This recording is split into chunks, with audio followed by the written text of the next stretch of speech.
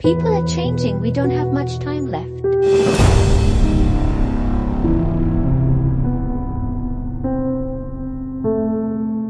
In the beginning, it was just a whisper, a rumor of a sickness that spread like wildfire, infecting millions.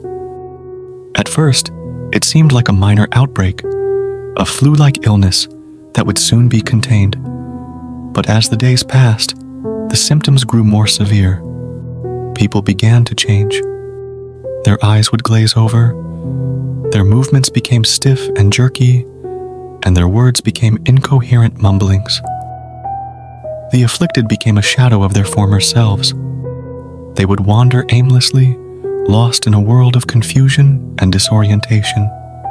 Their loved ones were left to watch in horror as they slipped away, unable to recognize or respond to those around them. As the sickness spread, families were torn apart.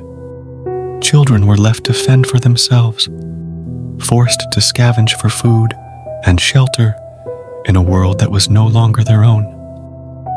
Parents were left to grieve the loss of their loved ones, their hearts heavy with sorrow and regret.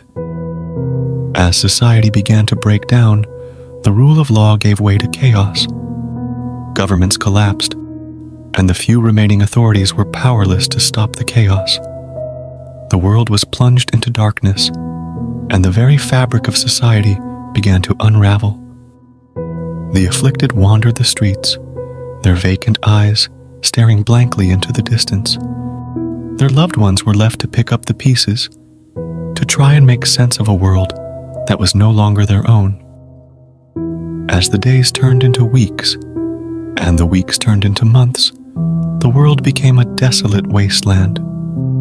The few remaining survivors were forced to fend for themselves, scavenging for food and shelter in a world that was no longer their own. The collapse was complete. The ruins of the world stood as a reminder of what once was.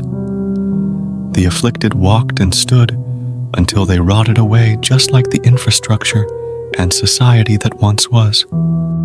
Perhaps the survivors could start civilization once again. Only time would tell.